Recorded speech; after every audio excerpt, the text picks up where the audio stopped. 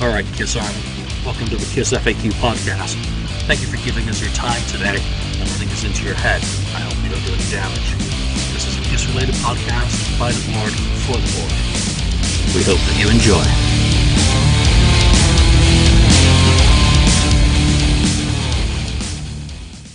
Welcome to episode 163 of the KissFAQ Podcast. Turn down your volume. No, I'm joking. We're turn it up to 11, man. Thank you to everyone for watching last week's episode, which was, of course, a recap of our experiences at the Atlanta Vinnie Vincent Kiss Expo. And one thing I just want to make absolutely clear. Even with the challenges of people in line, the long waits, everyone met Vinnie. And got a photo or an autograph with him, and Vinnie was fantastic. I had a great time. Maybe that didn't come across with some of the rants, and everyone's experience was different. The lines were horrendous, and Derek has been on three sides and explained that he does want to try and make things better for the Nashville Expo, and hopefully he will. He will have gotten quite a bit of feedback. But at the end of the day, I shook Vinnie Vincent's fucking hand and got his autograph and got to sit there and watch him play an acoustic set for the first time in, ever, and his first live performance, a proper live performance, since the last Invasion show, because all those expos that he kind of noodled around on don't really count to me, just him with a guitar up on stage. So don't let us put you off going to Nashville. I say, go to Nashville. I'm going to Nashville. I'm going to do it again. I want another photo with Vinnie, hopefully a better one. Even though the one I got isn't terrible by any means, I would just like another one with him. I'd like to meet more fans, hang out with people rather than, I enjoy our podcast, but to be in person and meet people, it's just for me where it's at. So I will be in Nashville and I will do it again. And, I hope it is Robert Fleischman with Vinnie, because the two of them, Lonnie, what are your thoughts on last week's show and anything that maybe you didn't quite manage to get across? Everything that, like you said, everybody had a different experience. And yeah, I guess last week's show had a lot of complaining and was way more of a downer. But you know what? Like I said in the middle of the show, that at the end of the day, Derek did produce Vinnie Vincent. And that's something that no one has been able to accomplish in 20 plus years. So my hat's really off to Derek for doing that. Were the lines long? Yeah, the lines were long. Did they move slow? Heck yeah, they moved slow. But you know what? It was also Vinnie's first appearance in 20 years. People wanted to meet him. People had things to say to him. And to Vinnie's credit, Vinnie could have sped that line along if he wanted to. But I think Vinnie was thoroughly and genuinely enjoying and just soaking in the moment as it happened. And it wasn't your typical autograph line where the rock star just has his head down, does a scribble, and then one of his handlers hands it back to you, or he doesn't even look you in the eye. He doesn't touch the item that you are giving him. Then he looked at you, you talked to him, you said what you had to say, he listened to you. A lot of the times he conversed back with you.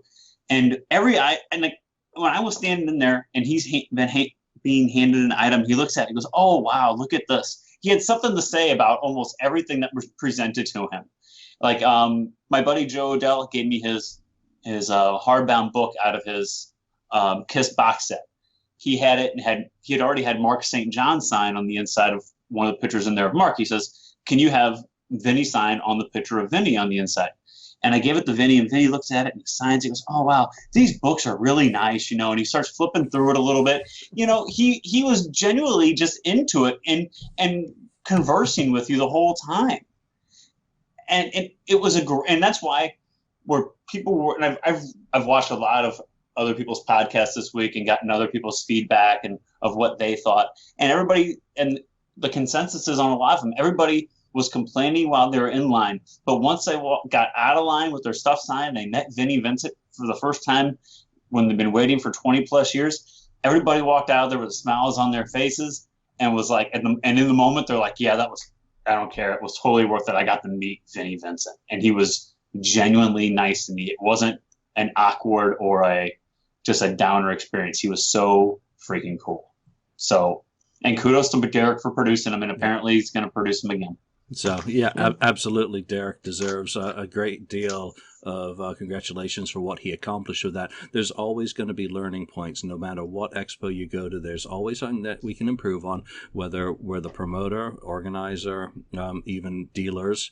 I learn something new every time I do a table.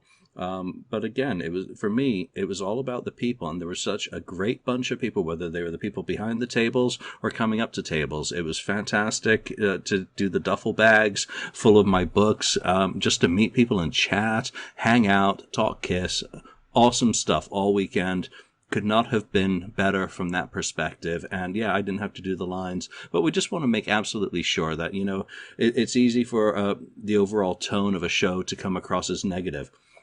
The whole thing with our tribe gathering was not. So whether we were down in the bar, up at the Buckshot, was it cafe, having beers with friends, new and old, it was all good. And at the end of the day, if the price to pay was 7 hours in line, then you know what? I think it's easy for me to say because I wasn't in line. Well, and I was in line, but I told you Saturday night that, you know what, this might have been the best Kiss experience I've had in a really long time. Yeah. And I waited in line all day. It was still one of the greatest. Can I just say one thing though? Absolutely. I mean, I'm not going to diss anything about this. I really ain't, because I think that the whole consensus that I got from watching all the different podcasts about this too is that everybody was thrilled to see Vinnie. Vinnie looked like he had an awesome time, and that really projected even on the things from the footage that I saw. It looked like he had a fantastic time, and that really translated. So I had a good time just watching him, so that was great. The thing, though, I think that most people had the problem with had nothing to do with Vinnie. I think the problem everybody had was that the issues that happened at this Atlanta Expo seem to be the same issues that people complain about in the other expos in LA, in New York. It's always something that had to do with the promoter. Now, I'm not just going to finger point at him. I mean, it's very difficult to probably run this sort of an event, especially with that many people, but I'm wondering how many times he's going to get these complaints before he maybe starts adding some people to help him out with this. That's the only thing I'm kind of wondering.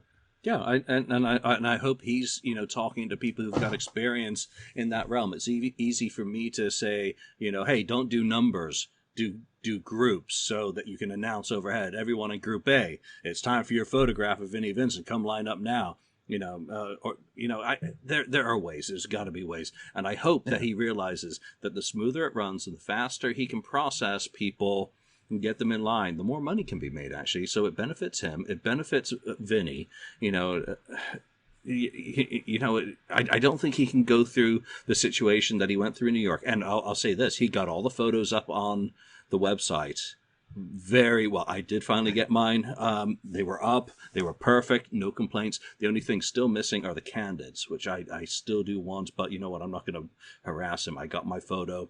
Got to see everyone else's. I downloaded them in a zip file. So if 5 years from now, if someone says, I never got my... Yeah, well, I've got a copy. So, Mark, before we get into today's topic, were there... You weren't on last week's episode, obviously. So did you have any questions for Lonnie or myself about the expo that we didn't kind of answer, or do you want to just get into your first pick for today's topic? I think, to be honest, everything that I had on my mind about the Expo was explained in great detail. I mean, it was a 2-hour, episode, and there was lots of things talked about. It wasn't just like it was 2 hours of nothing. It was a lot of information given, right, for sure, during that, any way you slice it, right? I mean, obviously, I'm sure, Ken would have liked to have gotten a few extra words in, but I still think overall the information was given that most people would have probably wanted to know. Let's just face it, right? I mean, that was, in any way that he presented it, good old Andy, he'll tell you how he feels, and that's how he is, and you got to love him for that, right? Yeah. So, but other than that, I'm ready for today's topic. So. All right. So last word on that is, if you didn't get all the information out of ours, check out Three Sides episode with Derek. Check out Podcast Rock City, did a great recap. Decibel Geek, again, a great recap. My good friend Jonathan Fenno was on Kiss My Collectibles with Jason, and who else was on that with him? Andrew. Scabnatty. So he of course is a really cool guy, and got to recount not just, the events of the weekend, but himself as a fan and what he does. So great episode of Kiss My Collectibles. All the podcasts, I probably forgot one, and I apologize. Check them all out and you'll get the full view of what happened. And of course, today, I believe Three Sides shared a midweek episode, Mark Cicchini interviewing the God of Thunder. And you know what? Mark did a great job at the Expo, and he did a great job with Gene. It was an entertaining watch. So congratulations, kudos to you, and kudos to your guest next week, which everyone will have to wait until next week to watch. Absolutely fantastic. One last thing is Alan Tate, Ages of Rock podcast, has put up all the video of the Q&As that he filmed, including the one that I was drafted in at the very last moment to do with Jeff and Kurt. So that is now up. I'm embarrassed, but I didn't have any time to prepare, so that's my excuse, and I'm going to stick to it. Let's get into today's topic. And I want to kind of stick with the theme of Vinnie Vincent because of what he did at this expo. He got up on stage, and I'd heard that he had been playing a bit of acoustic guitar during some of the photo sessions with people, and I was hoping that he would do so during his Q&A, and he certainly did. He came out and performed a little bit of 1,000,000 to 1, some of Tears, blew my freaking mind with That Time of Year. I just basically had a little puddle going when he started playing that. How did the chords go? Yeah, it was just beautiful. And then, of course, the awesome... Goes, how's it start again? And then he goes, what's the first verse again? Yeah, so I had hoped that he would do something. And then, of course, back on the streets, and Fleischman gets up with him, and that was just a beautiful moment to get to witness amongst so many beautiful moments. So what I've come up with for our topic today is you're organizing a Vinnie Vincent Unplugged performance or album, similar to how Kiss did theirs in 1996. What are the sorts of songs that you want to pick? And I've said 15. If you manage to get to 15, congratulations.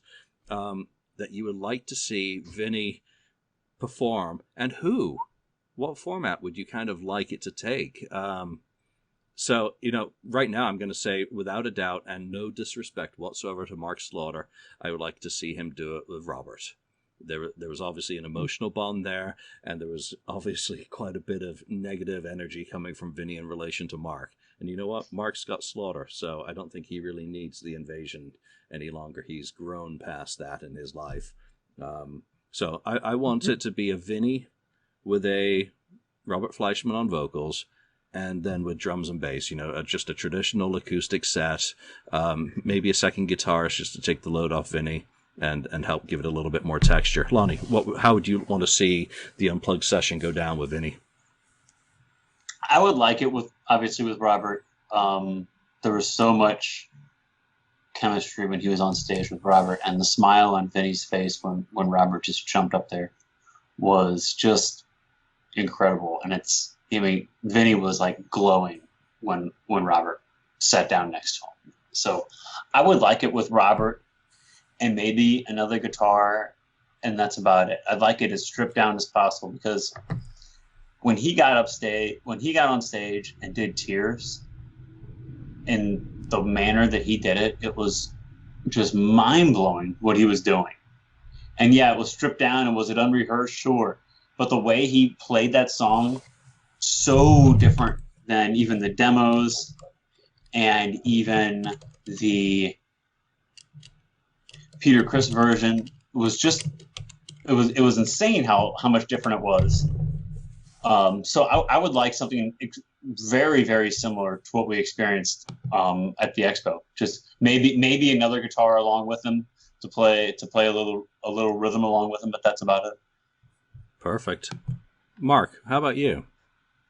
Well, honestly, I'm going to preface this by saying that if a few weeks before this was done, this whole showing of Vinnie playing acoustic on stage, if you would have told me, to come up with this topic, I would have probably laughed and said, Vinnie Vincent doing an acoustic set, I just can't see it, right? But after seeing him play at the Expo, I was very impressed. I mean, strictly as a guitar player, his knowledge of chords and the way he branched out some of the chords and used some nice inversions and different kinds of chordings, he knows his stuff on guitar. There's no question about it. And the way that he can alter the keys to fit his voice. I mean, that's something that, a talented songwriter would know how to do. So I think that him playing acoustic set would be fantastic. I think it would work perfectly.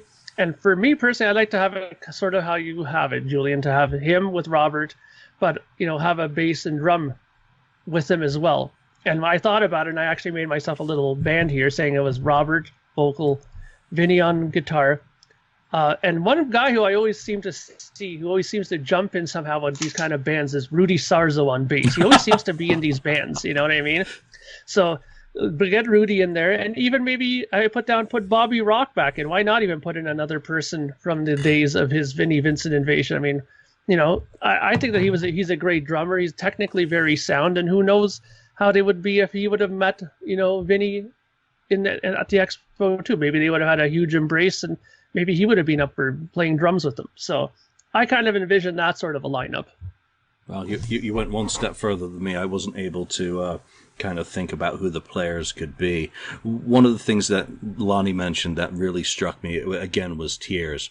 The air went out of the room during that performance. I wasn't even in there. I mean, Barometer just, the emotion and just how he reinterpreted. One thing I liked, that this was not Gene Simmons bitching about 440 tuning on his guitar. This was a guy, he looked at his guitar, played a note, and said, let me find a key. That's the difference automatically between a musician and a player. And Gene will not say he's a musician, I don't think. He will say he's a player. He knows keys. He knows some technical stuff that he's picked up along the way. But for, when it came to playing in 440 and not being able to adapt or adjust, he did adapt, but not comfortably. Vinnie just did.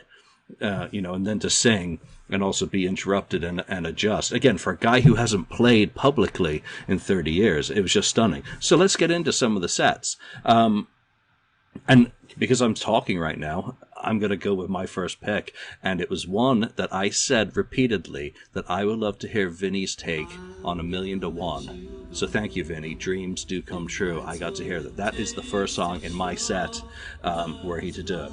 Again, you can go and hear the recording. And he may say he's not a singer, but I would like him doing it with Robert and, paying homage to that Lick It Up album, which I love so much, and that song. That has always been one of my songs, whether Paul Stanley did it for Live to Win tour and blew me away. Yeah, well, now we've got a taste of Vinnie performing it. Lonnie, how about you? My first pick is No Substitute with Robert. I think that'd be a fun way to start off with Robert off the song off the original Invasion album. I think it'd be I think it would, I don't know, get someone at least like me, a fan of the Invasion, really in the mood for what could be coming. Just Robert singing No Substitute acoustically with Vinnie, and they could slow it down and make it really, really bluesy, like he did Tears. Like I said, because I was such a big fan of what he did acoustically at the Expo. So I'd love to hear No Substitute really toned down in a blues fashion with Robert singing.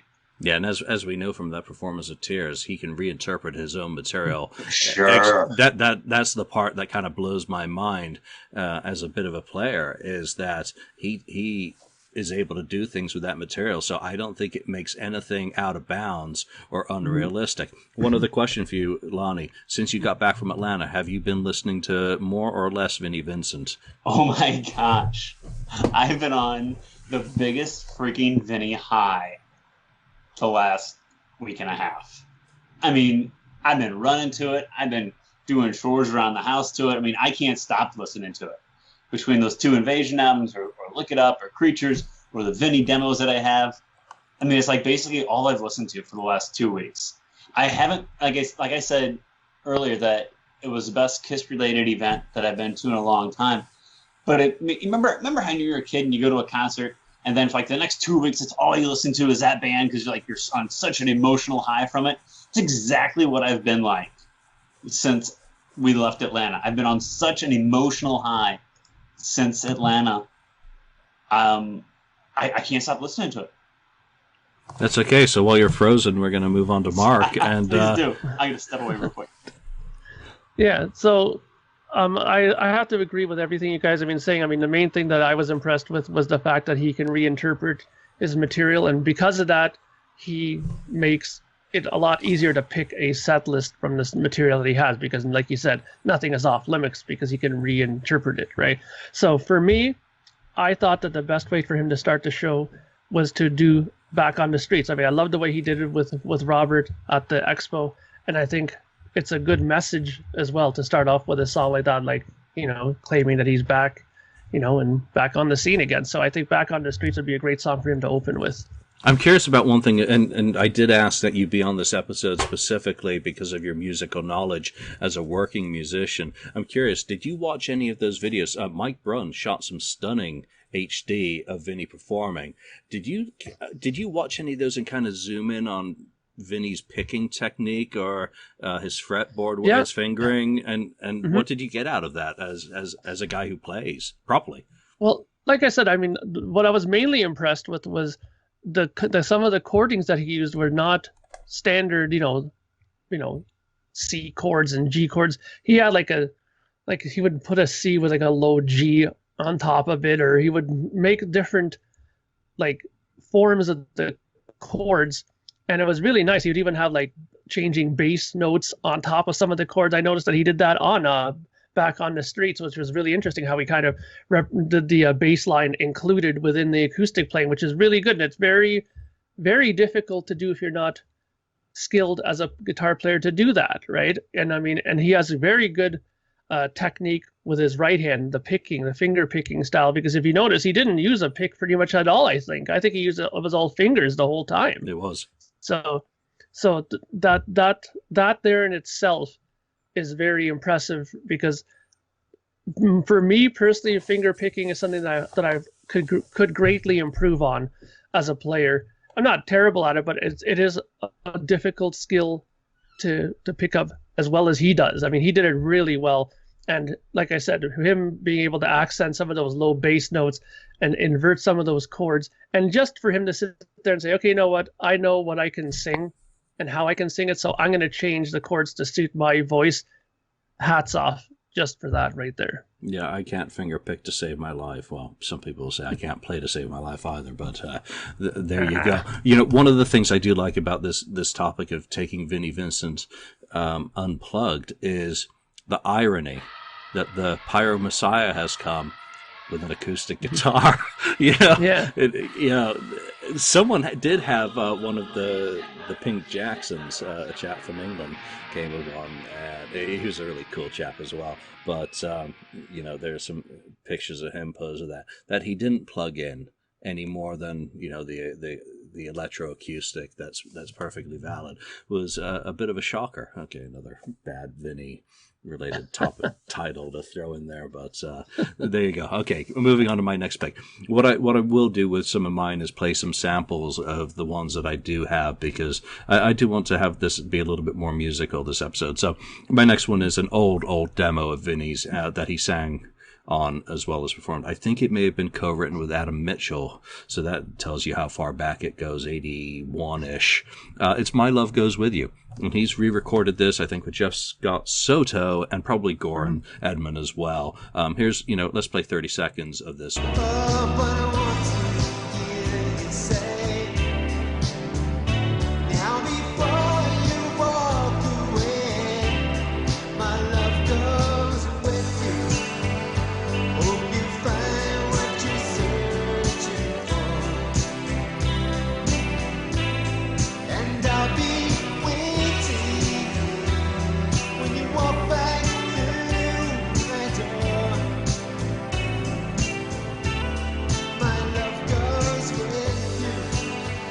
And what I wanted to do in my picks was kind of not just have him reinterpreting the Invasion stuff or going into Euphoria EP.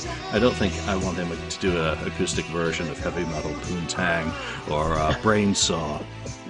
I want the majority of my set to kind of lead itself to the artistry of Vinnie Vincent, something that a lot of us appreciate, some people hate. But again, having owned a lot of these demos, I do appreciate the diversity of material that he wrote. I mean, not just like killer, but you know, or I love it loud, but 1,000,000 to 1 and the lighter stuff. So that's where I'm coming from. Okay.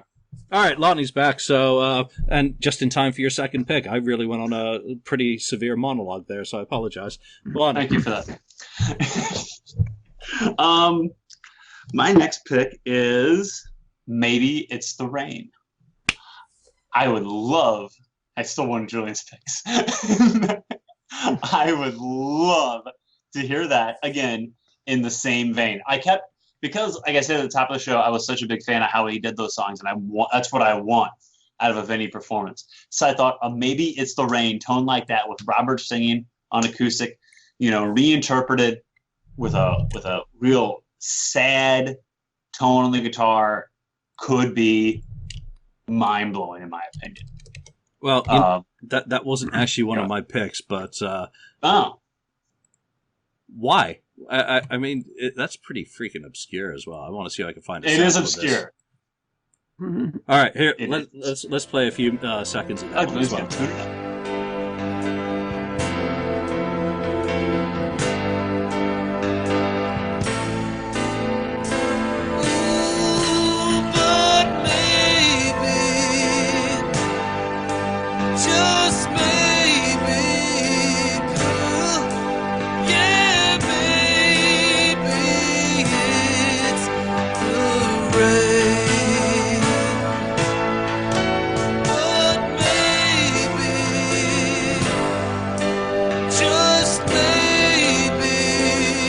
All right, so that's a bit of Maybe It's the Rain. Great pick, and you know. So yeah, totally obscure, but totally in the same vein of what he performed at that acoustic set list. I think it'd be amazing. Yeah, and he had the audacity to say he's not a singer. Well, you know what? That's one hell of a level of mediocrity I'd like to aspire to. Mark, let's get over to you and your third pick, and maybe I'll even be able to play some samples of your choices too. My second pick, actually. So my second pick is actually, and it's funny because I notice you guys are really touching on the melancholy and the sort of laid back thing. I'm kind of hoping that he would do kind of both, something upbeat and celebratory and some laid back stuff, because I mean it's a great thing that he's coming back and doing these things with Robert. It doesn't have to be all down, it could be up and exciting. And so I'm kind of thinking of doing Boys Gonna Rock, but the Warriors version. I don't like that has the kind of 8th Day verse that was in the original there that he did with that Warriors version of it, right? I'd rather hear him do it that way than the way he did it with the Invasion. I think that to me it's more of the style I like of that song. So I think that I'd rather hear him do Boys Gonna Rock that way, and I can totally see him do it with that kind of 4-piece band and, you know, keep it really upbeat and acoustic. It would sound fantastic, I think. Acoustic power chords. Of course, the Warrior version's in a different key and lower as well, slower tempo on top of all of that. So, yeah, again, you know, I love where you're going with that. Let's play a little bit of Vinnie's original demo of Back on the Streets with him, of course, on back on the streets, girl, I'm back to find somebody new. So I'm back on the streets. Yes, I'm back. By a mile, just because it goes so back, you know, so deep into his career. All right, my third pick was Back on the Streets. So, you know, Lonnie, straight over to you. I'm saving Back on the Streets for a little while later. So my next pick is Gypsy in Her Eyes. Again, great song. I think it would work very well in a toned down version with Robert singing. I don't know. I just think it could really come off well acoustically in that setting, and I think the Vinnie fans in Nashville would really get a kick out of it. Oh, they would, because the ones in Atlanta, that was the song getting the most call outs when he started actually performing. Let's play a little bit of Vinnie's demo of Gypsy.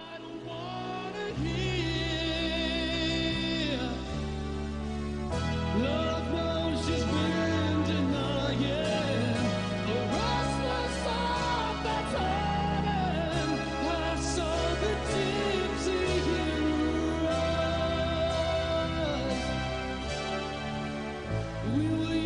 All right, that's Vinny's vocal on Gypsy in Her Eyes, and Jeff Scott Soto again has done a version.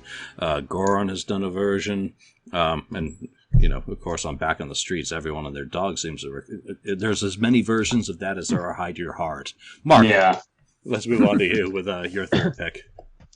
Well, I figured that for the third song, we can kind of bring it down a bit. I mean, after doing opening with Back on the Street and then doing Boys Gonna Rock second, why not do... I put Tears. I really like the way he did that reinterpretation of it on the Expo there. So I think that that's definitely a song that he could still do 4-piece. You know, of course they can just tone it down on drums and bass, something really subtle just with it. Even if it's just him and Robert doing it, that would be fine in itself too. But I think it's definitely a song that's important to his discography, and I think it's also something that the fans really connected with. I mean, I was surprised how many people right away jumped on it after he played it, because, you know, it's something that for me, it's not the first song I would think of when I think of Vinnie Vincent. You know what I mean? So it's really nice to see that people are that aware of his, you know, involvement with some of these songs.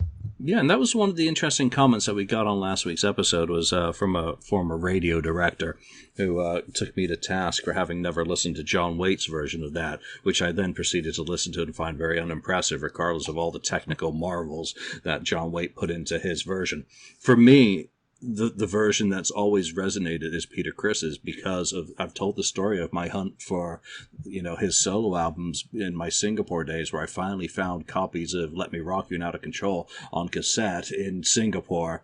And so for me, it's always been Peter's version until I finally got a copy of Vinny's demo. And then when I got a real copy of Vinny's demo, it's absolutely exquisite what he does with it. So, you know, going back to the total reinterpretation, you know, I don't care if you've been in the music business and if John Waite's version is that stunning.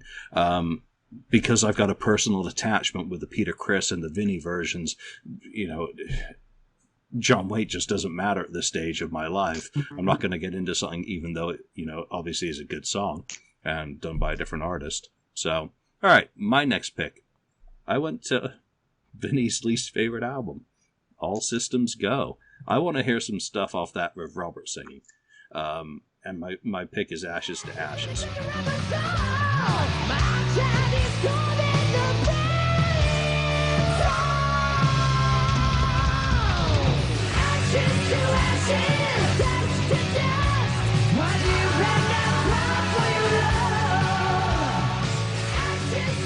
It's those thick power chords on his stunning rhythm playing on that track that I'm more interested. Nothing against Mark's vocal there. I want to hear what Vinny can do with those chords on an acoustic, turning them into either picking or some other technique in order to present that song. If he can do it with, you know, Tears, if you think about that musically, then let's throw him a real challenge with Ashes to Ashes, which I think is a lot nicer than asking him to turn Burn into an acoustic ballad. So, Lonnie. I went in the same vein you did. I went with All Systems Go to hear Robert singing some of these songs that maybe we should have heard Robert singing all along. Nothing against Mark, though, either. I do enjoy it. But I would like to hear Robert singing Love Kills. I think that would be absolutely fantastic to hear Robert's interpretation of Love Kills with Vinny on an acoustic guitar. I think that could be just as special as anything that we heard in Atlanta at the Expo. Okay, I don't have that one queued up, so Mark, straight to you. Well, interestingly enough, what I kind of thought about at this point is we're always looking back at, you know, his material from the early days and before he joined Kiss.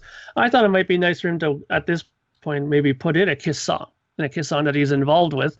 And I think the song that most people probably identify with Vinnie Vincent is Lick It Up. And I think that you could do a very strong version of Lick It Up on acoustic with a 4-piece band like that very easily. And I would really love to hear Robert sing that. I think that he would probably do some really cool stuff with that vocally, I think. Yeah, I mean, the possibilities are endless, and they're going to have to be for my next pick, Invasion. I don't know how the hell, how they would do it, but if they've got a drummer there and a bassist, there's hope.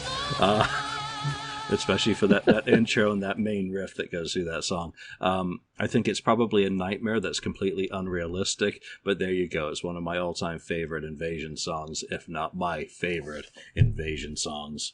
So I'm putting it in there, and if Vinny wants to laugh at me and say you're nuts, well, I probably am. Lonnie, let's move over to you.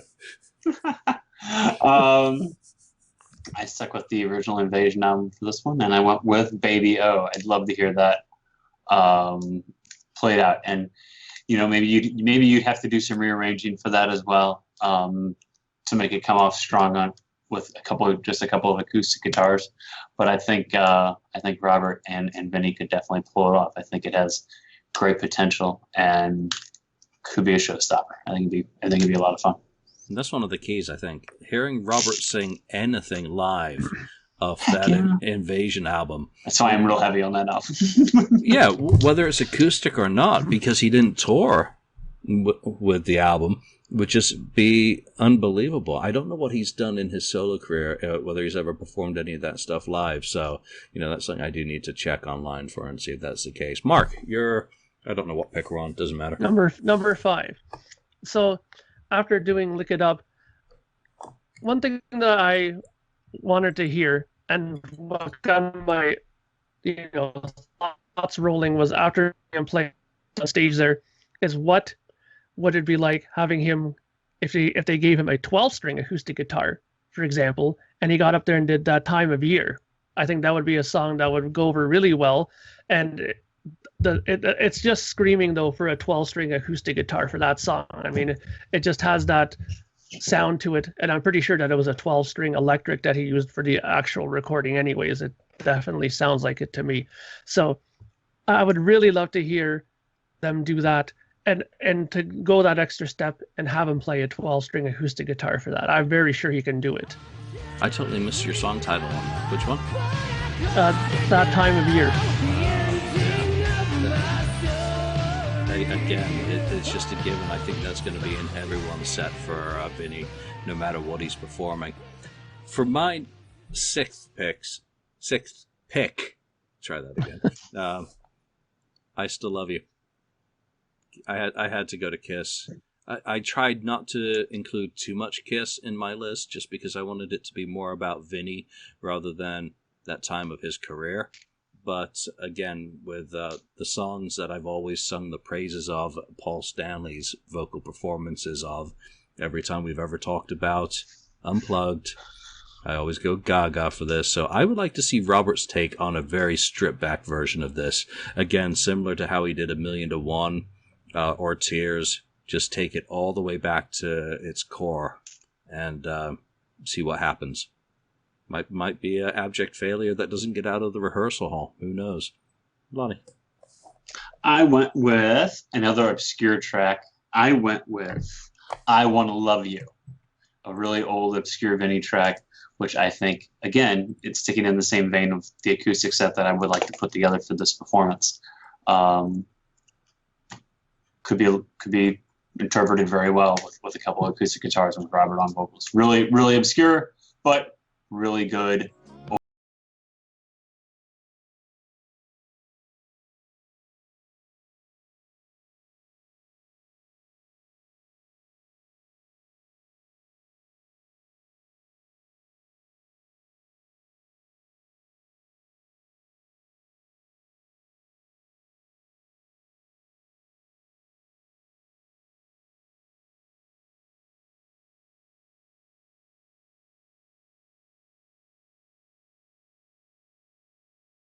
That was recorded like in '77, and I think there could be more to that than what we have on our hands. And I think if you slowed it down quite a bit, like he slowed down Tears and like he slowed down some of the other songs that he played, I think that could be really, if he put it in a different key, it could be really just reinvented his own song like he did with Tears. It could really be a whole new version of that song. I think it could be. I think it has a lot of potential. Now, I got to call you out now, or get clarification. Are you talking the version off Treasure, or are you talking the Mark Slaughter demo from 1988 that didn't end up on All Systems Go? I'm talking about a version from 1977. Then that would be Treasure. So totally. There it is. That was totally not the sample I just that's played. When you played that, I'm like, when you were saying about it needs lyrics, and then you started playing it, and I was like, I wasn't going to dispute you because you know a lot more than I do, so I'm going to go there. Well, there you go. That's what happens when songwriters call their stuff the same thing. All right, Mark, let's move on to you. Okay, so for my sixth song, I picked Ashes to Ashes, which we already talked about, mainly because at this point, I don't think I had anything from that second record on here, I don't think. But, it's one of those songs, again, where I think that he could take it, make it into a very upbeat acoustic song. And I think it would work very well. And, it's one of those songs, again, that I think that Robert would do just as good vocally as I think Vinnie would do on guitar for it. Yeah, I don't think there's any questions about Robert's vocals. He's an absolute killer. So, great range, great voice. Mm-hmm. All right, so I think I've already played a sample to my next pick, and that is Gypsy in Her Eyes. Again, Vinnie vocal demo. He sung it. It's been recorded so many different times. Just do it. Lonnie, back to you. I went a little more mainstream this time, and I went with Lick It Up, just because it is a signature track that Vinnie's known for. Obviously key moment in the band's history that Vinnie is involved for, and he'll always be remembered that he was a part of that crucial time in the band's career, and he can never escape it. So I think Lick It Up is essential in a set list for Vinnie. Mm-hmm. I managed not to pick that song. Well, look at you. Yeah, I'm special. Mark? So for my seventh, I picked Gypsy in Her Eyes, just like you did. So same reason, though. I mean, it's a great song, and I think it's kind of an interesting tribute to his past, so why not put it in? And, like you said, too, it was probably one of the most requested songs of that time when he was there at the Expo. So I think it would be a big crowd pleaser, as they say. Now, my next pick, and I'm very sorry I can't even play a sample from this one, is I Want to Live. Which, I thought about that one. Yeah, that's on Gene Simmons' vault. And Vinnie kind of clarified a little bit about this song, that it actually dates from the Revenge era. This is one of the extra songs. Gene's writing, or the book that accompanies the vault, makes it feel like it was written in 82 and not recorded until the 90s.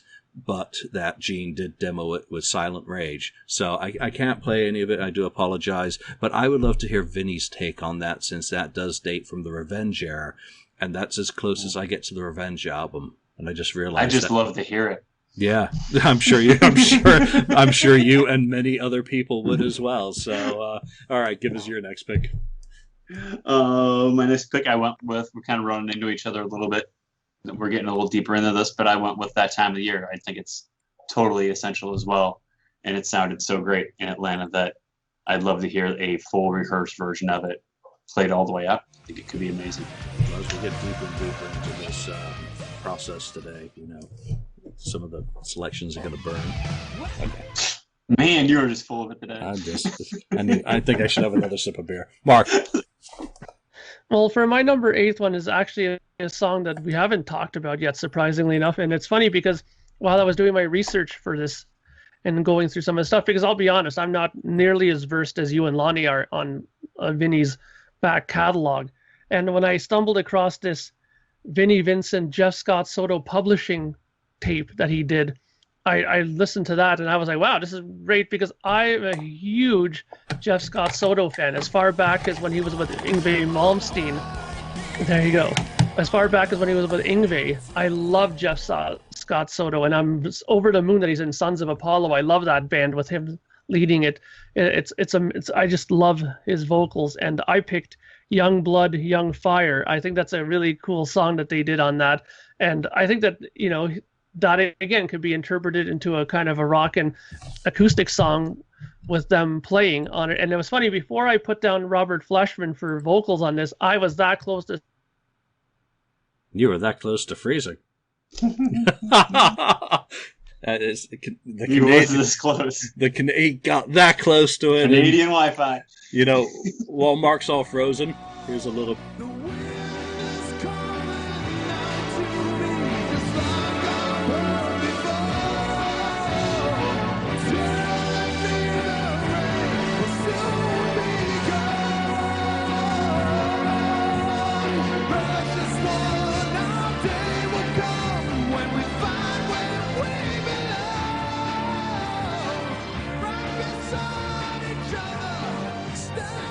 Sorry, Mark, you froze up there just as you're this close. So if you can remember what you were saying. I was going to say that I was this close to picking Jeff Scott Soto as the vocalist for Vinny's comeback show. You were? Wow, Yeah. That's a shocker. I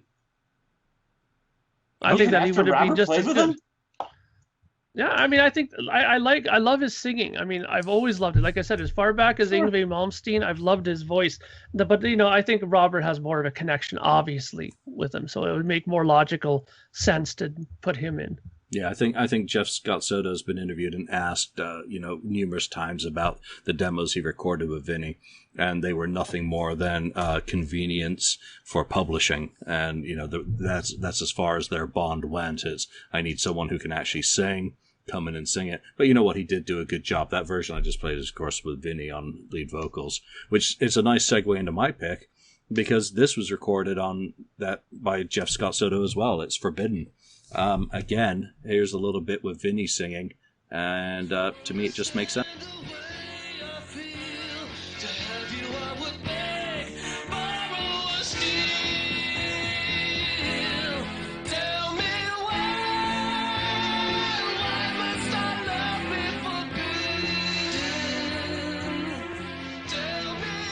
Pop, I think it'll translate perfectly onto an acoustic, and maybe Robert can do something a bit better with the vocal, just to take it in a slightly different direction. Lonnie, what's up for your next pick? I went with Tears as my next one.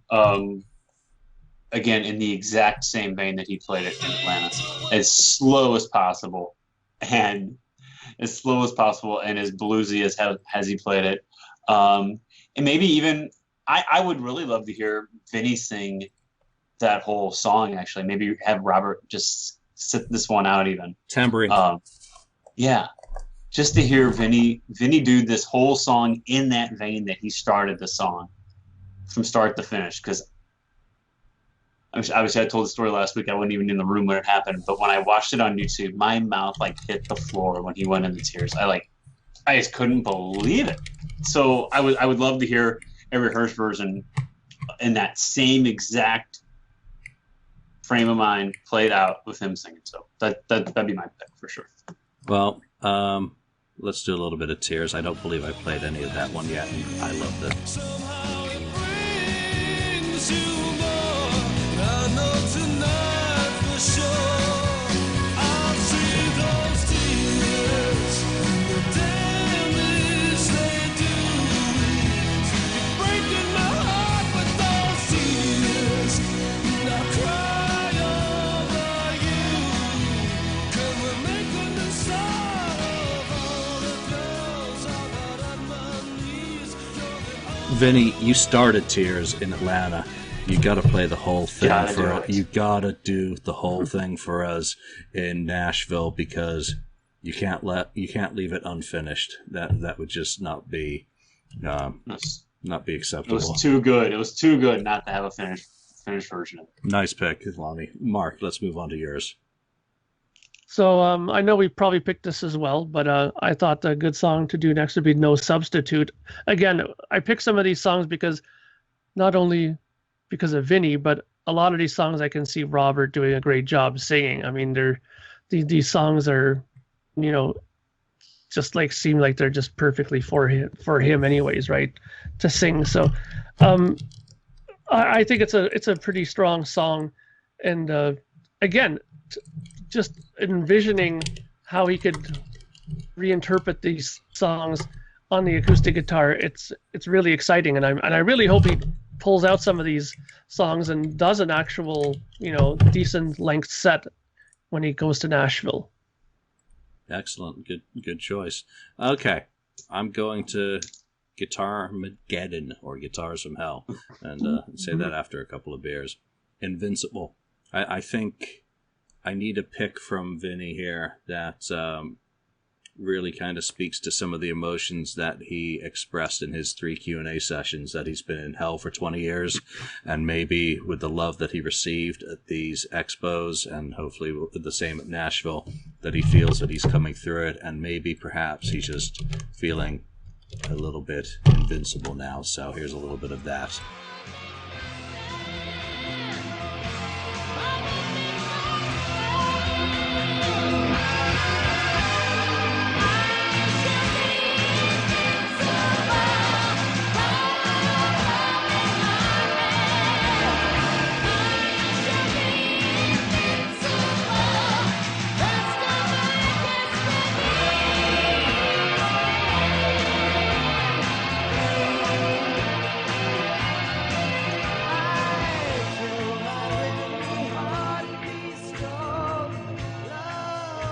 My next pick is, running into each other a little bit more, but my next pick is A Million to One.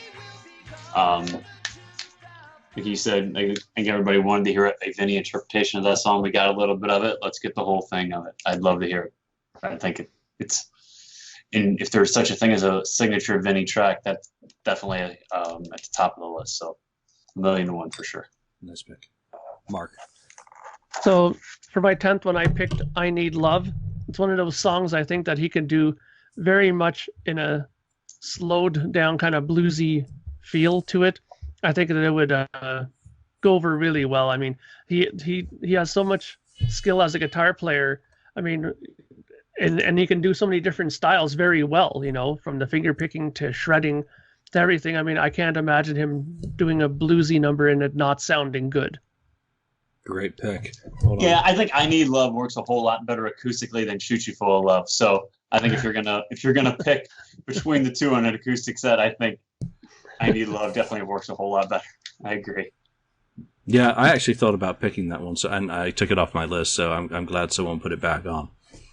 All right, I'm going deep into Vinny's early days here, and since Lonnie's already picked something off the Treasure album, Turn Yourself Around.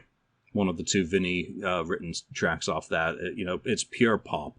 It's power pop. It's, cheesy, corn syrupy, just pop music. And I want him to slow it down a little bit, take some of the energy out of it, and go a little bit more dirgy on the acoustic. So I'm not going to play a sample of that. Lonnie. My next pick is Ecstasy.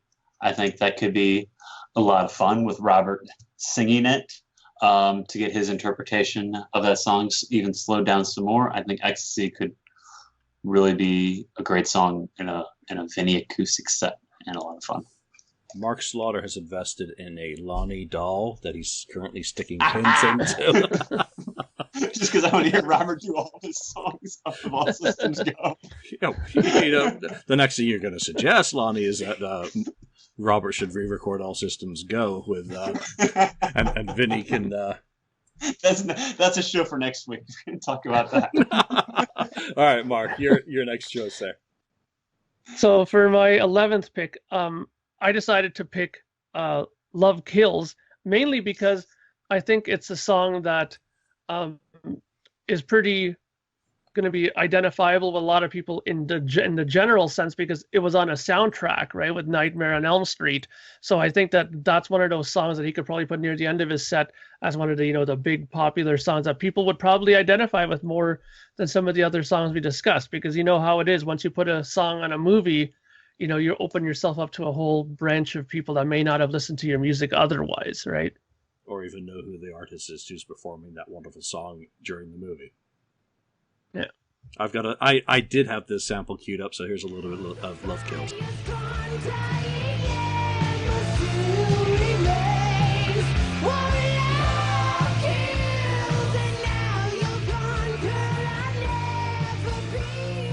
Okay, so it's now my choice again. So I'm gone into a really obscure demo here that I'm only aware of a version that he recorded with Goran, and it is Over You. Again, a little bit ballady, so it's well suited towards the acoustic guitar. Here's a little bit for anyone who has no idea what I'm talking about.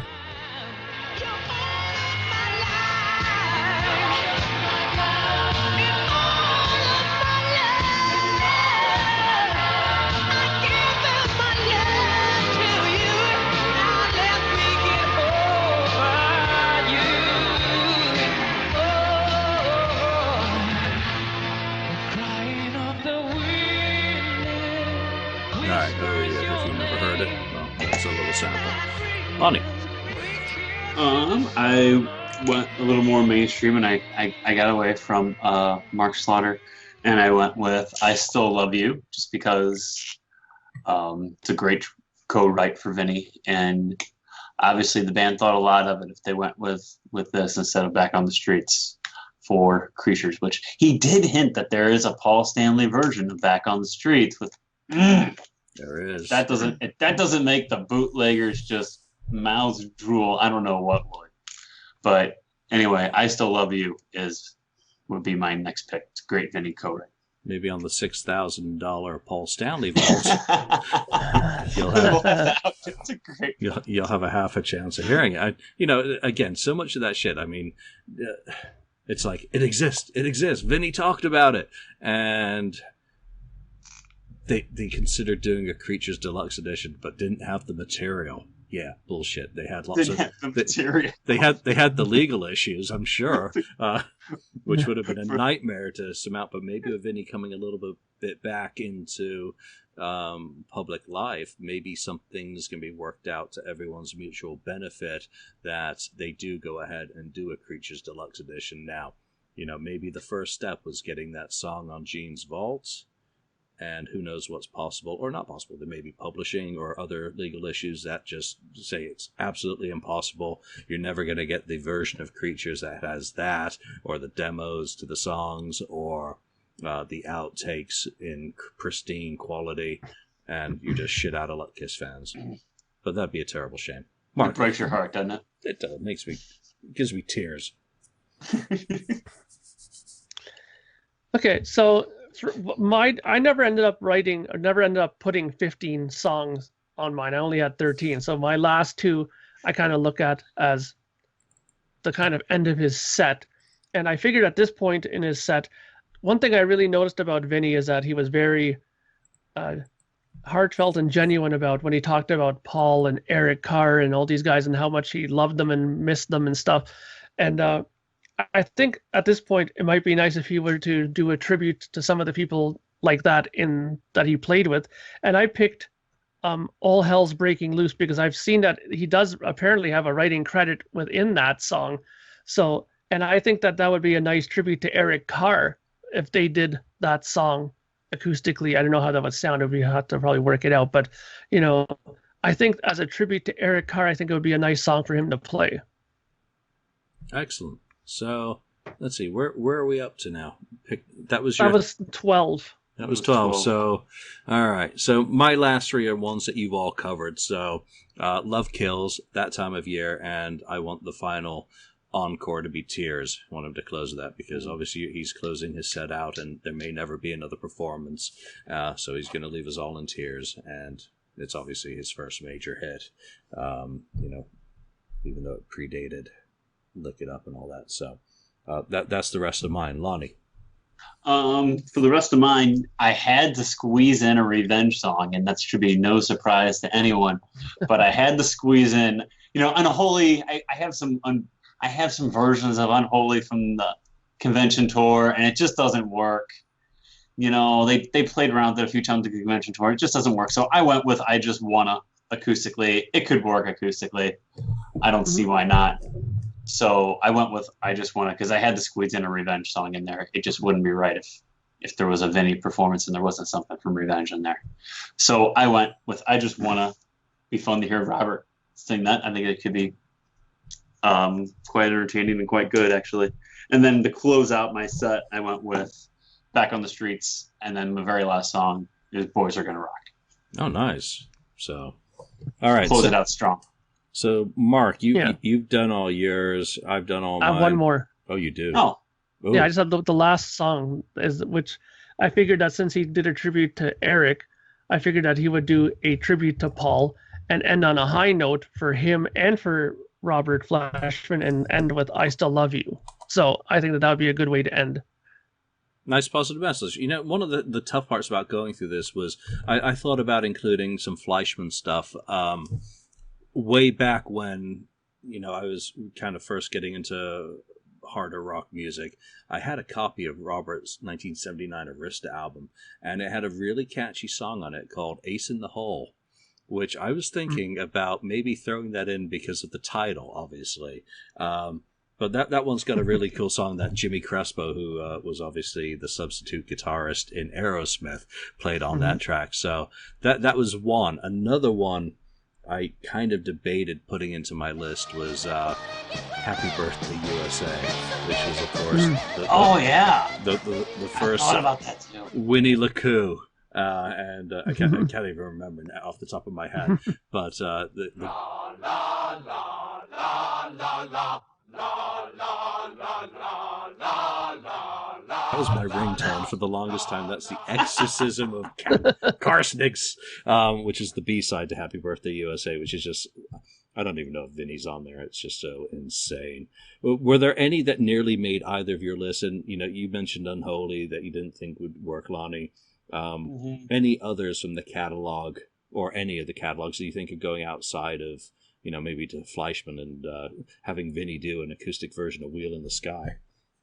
Well, I like how Mark did I Need Love. And like I said, I think it would work a whole lot more acoustically than Shoot You Full of Love. I really like Shoot You Full of Love, but I don't think it would work acoustically. So I think I Need Love, which is, you know, obviously a lot of the same lyrics as Shoot You Full of Love, I think was a great choice because I think that would work a whole lot better. I really wanted to include Shoot You Full of Love, but I just couldn't see it working acoustically. So as much as I enjoyed it, I just didn't think it would work. So that was the one I really wanted to pick, but I just couldn't do it. Other than Unholy, of course. That's one of the songs that I really do. I even have it on here? I'm stretching. I do. And if Winamp, yeah, I still use Winamp, loads up fast enough. Come on. I had this up on YouTube briefly this week, and again, it's kind of the best of both worlds for me in a little bit. Mark Slaughter, Do You Shoot Me Full of Love?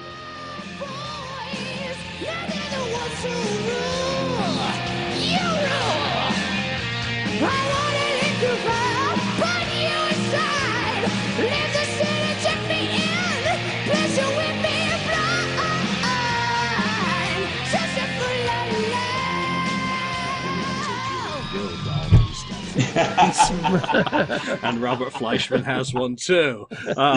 You know, moved out. There's so much stuff. Mark, turned us off. What about you, Mark? Were there any picks that you kind of struggled with justifying putting on that you left off your list there?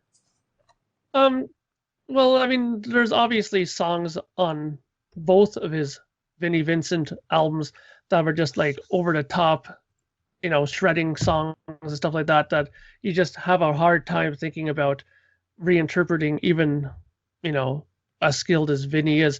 I think all the songs I picked are songs I think that are believable to do, that could be transmuted into something more feasible on an acoustic guitar.